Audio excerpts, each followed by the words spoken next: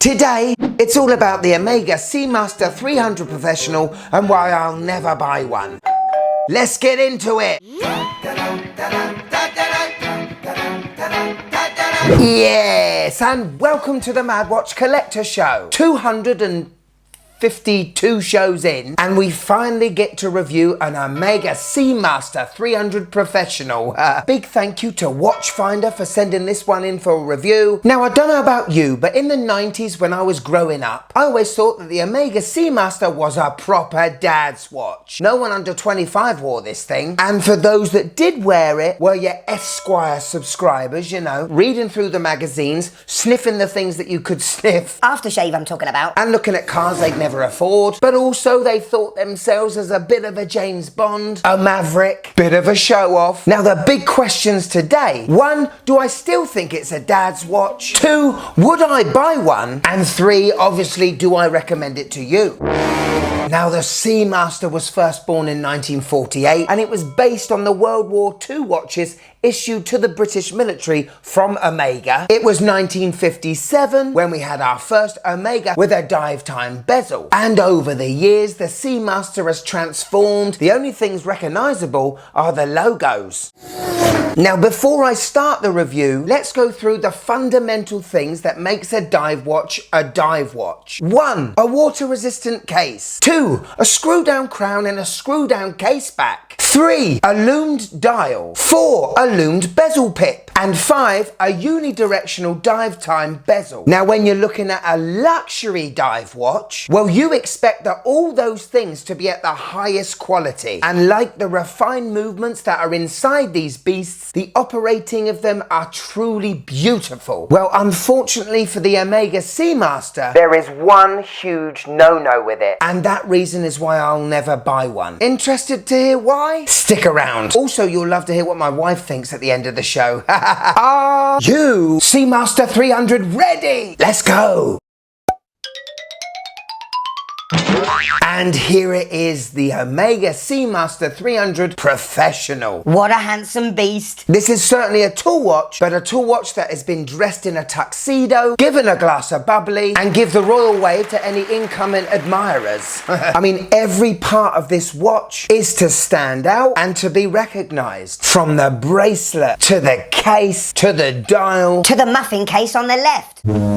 You can spot this watch a mile away, and that's not a bad thing or a good thing. In your hands and looking with your eyes, you can tell that this is a luxury watch. From the polishing, the transitioning, to the brushing, to those beautiful curved lyre lugs, it's absolutely no surprise why this watch is so popular. So first impressions, what a handsome beast. Quick spec check! So this is no shrinking violet. This is not going to look small on your wrist. It has presence. We've got a diameter of 42 millimeters, a thickness of 13.7, 49.5 lug to lug, and a 20 millimeter lug width. So on paper, this watch is quite thick, but it's not like a Tudor Black Bay GMT where there's just a flat big chunk of metal. Omega have done a great job hiding the thickness in amongst the scalloped bezel and the polished and brushed transitioning. We got a lovely big screw down crown at 3 o'clock, a screw-in case back, which gives this watch 300 meters of water resistance. We got to talk about that case back because,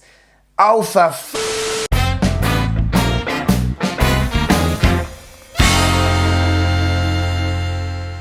Esquire. Ooh. Oh, brute. That'll make the girls well. And welcome to another edition of the Design House, where today we take a look at an Omega. Let's take a look. Oh, my giddy aunt.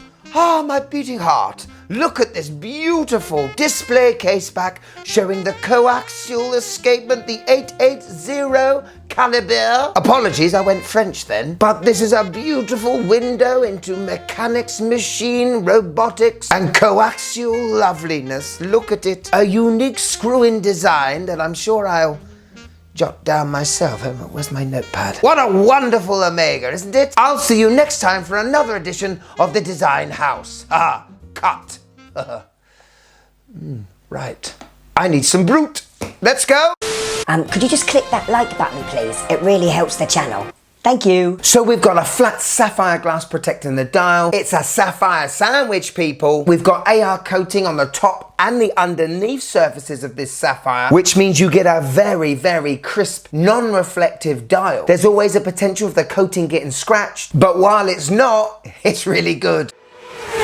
Now we must turn to the bezel. 120 clicks, unidirectional, ceramic insert, Lume pip at the 12. Let's see how it does in the World Bezeling Federation. Hi, I'm Kurt Santana, and you're watching the World Bezeling Federation, dedicated to finding the best bezel on a watch. 3 rounds: the look, the grip, and the fidgetability. Let's get a bezeling. Very different looking. How the hell am I gonna grip this thing? But we do have a nice ceramic insert. Looks nice, but I'm worried about the purchase. How much do I have to turn this bezel?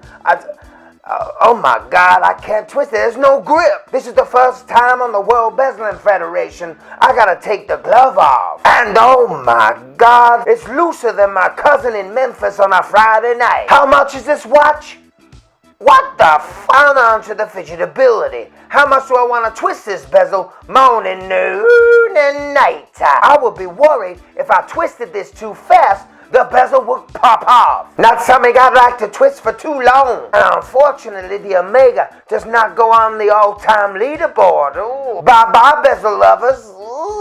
Oh my Jesus. Now I have twisted a lot of bezels in my time, and I have to say, for a luxury watch, this is one of the worst. It's looser than a goose's loose bits. It's been made like that on purpose because the scalloped edging on the bezel is so hard to grip. Yes, it looks different, it looks unique, but it's so unpractical. There is no way whatsoever when Daniel Craig was running about, jumping, fighting with other people, did this bezel not move slightly. Look at that, I'm moving it with my finger. Ugh. £5,500 this watch is. The Casio Duro would give it a run for its money. But we've got watches like the Zelos Mako, beautiful action there, and the watch only costs £400. The Heinrich Torture, beautiful bezel action for about £700-800. My Squale 1521, £900, beautiful bezel action. My CWC 1980 Royal Navy Diver, another favourite of mine, the Vertex M60 Aqua Lion. And then we get to our Tudor Black Bay 58 with the ceramic ball bearing mechanism to twist this bezel. All of those watches are divers with fantastic bezel actions and come nowhere near the price of this Omega 300. It sounds like someone just putting their finger over a comb. It's horrible. That is very disappointing, Omega. Right, let's talk about the bracelet, and this is what makes the watch still look like it's in the past, but not in a good way. This is one of the reasons why I thought this watch looked like a dad's watch. Big, chunky 5-link affair. There's no tapering to this bracelet, so this is gonna feel rather weighty throughout the day. It's a nice signed clasp, big and quite bulgy, but we have a really cool micro adjust system for that on-the-fly adjustment when your wrist gets bigger and sweaty, or smaller and coldy.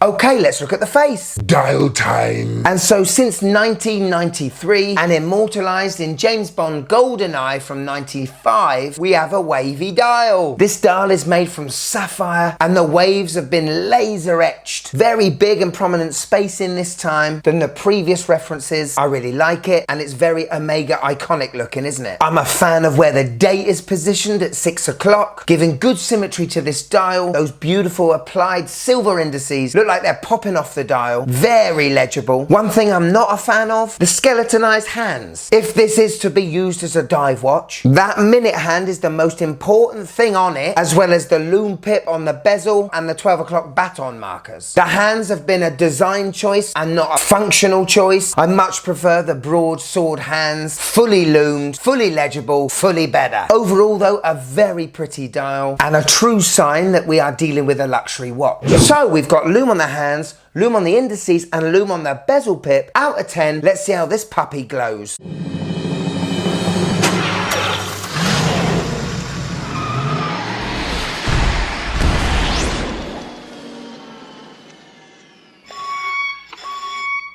So yes, very nice. Not really bright in your face, but they'll do a very good job underwater.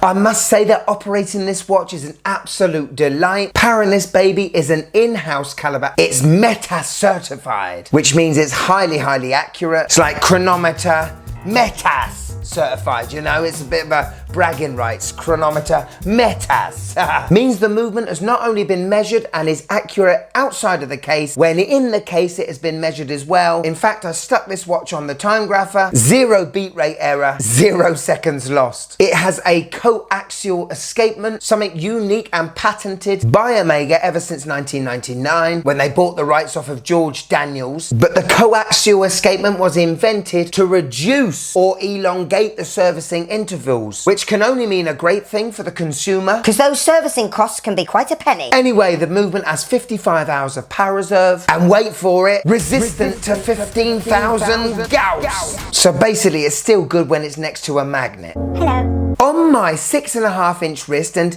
yeah, it's big, but it doesn't look too big. What makes the watch look big is this gaudy bracelet. And the quicker Omega can get rid of this, the better. And look how it shines in the light. This thing is definitely a shower and not a grower. But you know, that's not a bad thing. You've saved your pennies, you've worked hard, you've deserved that nice watch. You show it off.